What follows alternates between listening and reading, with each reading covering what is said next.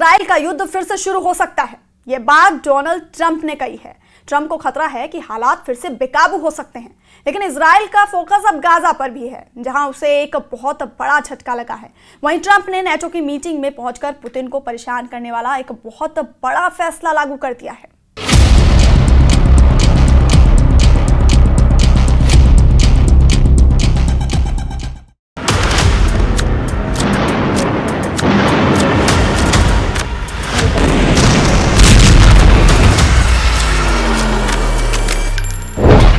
Iran और Israel का cease fire कब तक रहेगा, इसका खतरा बना हुआ है। लेकिन ऐसे हमलों का खौफ अब दो सबसे बड़े फ्रंट पर बढ़ने लगा है और यहां 100% गारंटी है कि तबाही हर रिकॉर्ड को तोड़ देगी। पहला फ्रंट है गाजा और दूसरा फ्रंट है यूक्रेन। एक तरफ फंसे हैं बेंयामिन नेतन्याहू और दूसरी तरफ व्लादिमीर ज़ेलेंस्की। नेतन्याहू की बमबारी जारी है, लेकिन हमास के हमलों ने इजराइल को बड़ी टक्कर देनी शुरू कर दी है। दूसरी तरफ रूस ने यूक्रेन पर हमले तेज करके बता दिया है कि जून में नहीं तो जुलाई में ज़ेलेंस्की की फौज का काम तमाम कर देगा रूस। जब ईरान और इजराइल का युद्ध चल रहा था, तब हमास और पुतिन ने अपने दुश्मनों पर ऐसा कहर बरसाया है कि दोनों फ्रंट आग उगल रहे हैं। गाजा के खान यूनुस इलाके में इजराइल की सेना को बहुत बड़ा झटका लगा है। हमास के हमले में 1-2 नहीं 7 सैनिक एक साथ मारे गए हैं।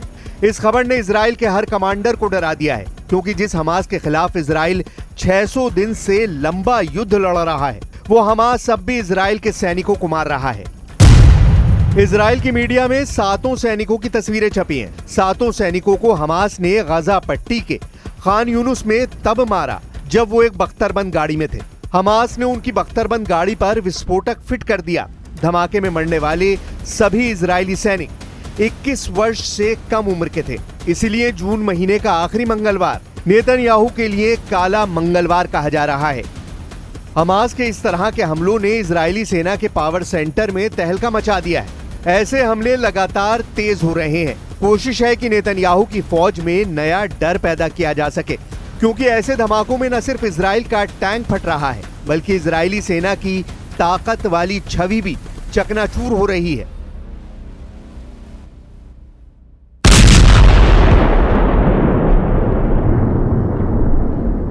इसराइल के अखबारों में आज ईरान के अलावा गाजा की खबरें सुर्खियों में हैं।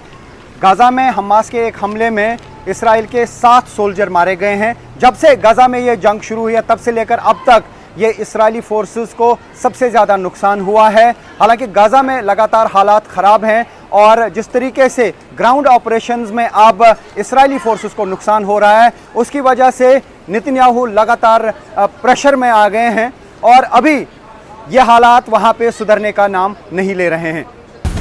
गाजा में मंगलवार को क्या हुआ, उसकी रिपोर्ट देख लीजिए। इजराइल के हमलों में 86 लोगों की मौत हुई है। वहीं हमास के हमले में इजराइल के 7 सैनिक मारे गए।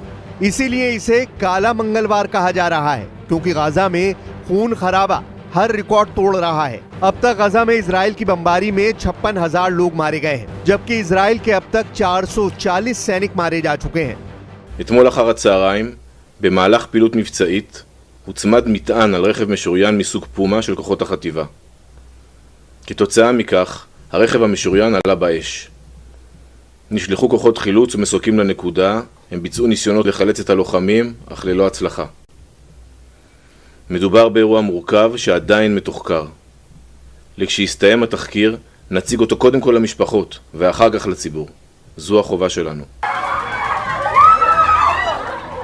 गाजा में इजराइल और हमास का युद्ध और हजारों लोगों की मौत पर कुछ दिन तक ईरान इजराइल के युद्ध ने पर्दा डाल दिया था, लेकिन अब इस फ्रंट की तस्वीरों ने फिर से दुनिया में हाहाकार मचाना शुरू कर दिया है।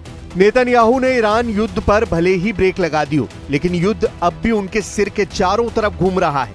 लेकिन हमास के कब्जे में 23 बंधकों को लेकर नेतन्याहू अब भी दबाव में है। वो जानते हैं कि अगर उनका युद्ध तेज हुआ तो बाकी बचे बंधकों को बचाना मुश्किल हो जाएगा।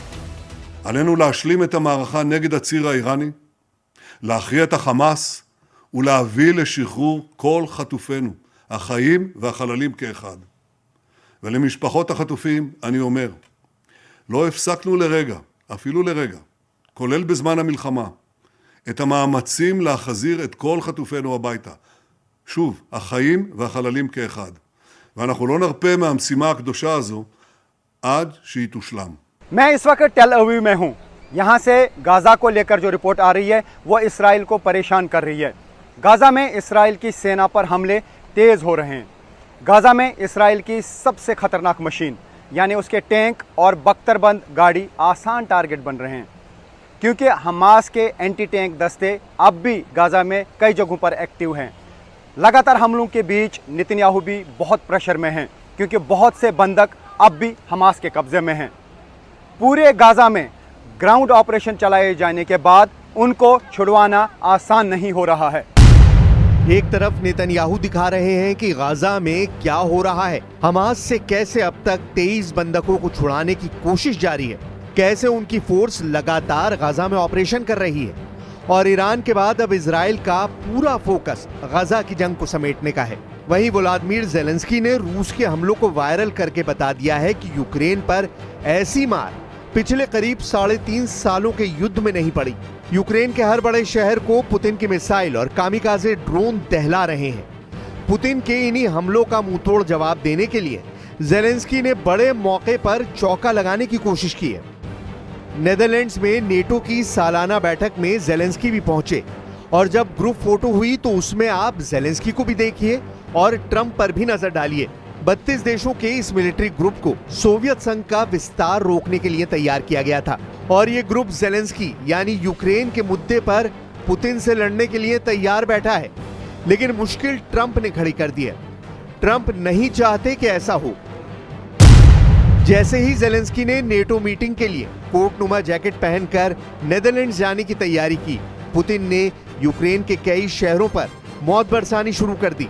यूक्रेन में हुए ताजा हमलों में 26 लोगों की मौत हुई है और 200 से ज्यादा घायल हुए हैं। चौथे साल में पुतिन यूक्रेन को नहीं बख्श रहे और उनकी फायर पावर लगातार बढ़ती जा रही है। यूक्रेन में अब तक 12,000 से ज्यादा नागरिक मारे जा चुके हैं।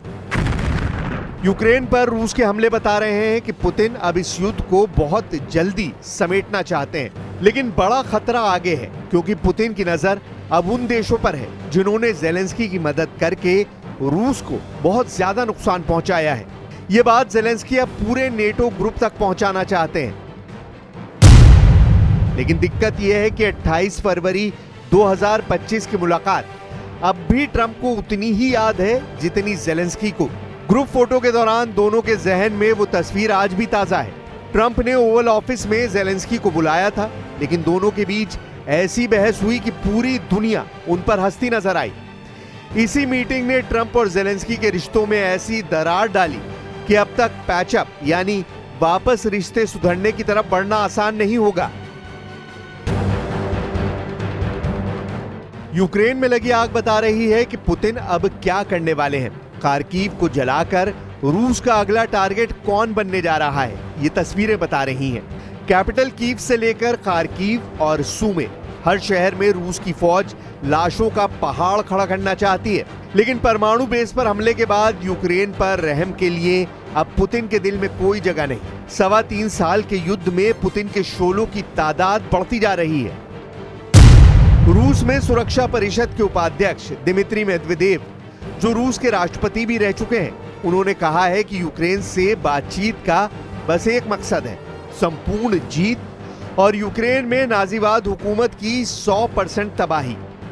लेकिन पुतिन के इन इरादों को टक्कर देने के लिए यूरोप में नई कोशिश शुरू हो गई है। ज़ेलेंस्की ने हर उस शख्स से मुलाकात की है जो यूक्रेन को हथियार दे रहा है या फिर आगे दे सकता है। यानी ज़ेलेंस्की लगातार सप्लाई रूट बरकरार रखने के लिए फील्डिंग कर रहे हैं, क्योंकि अगर यूक्रेन को हथियार मिलने बंद हुए तो समझ लीजिए कि ज़ेलेंस्की की सेना 24 घंटे भी पुतिन के आगे टिक नहीं पाएगी। और ये बात डोनाल्ड ट्रंप भी बहुत अच्छी तरह जानते हैं।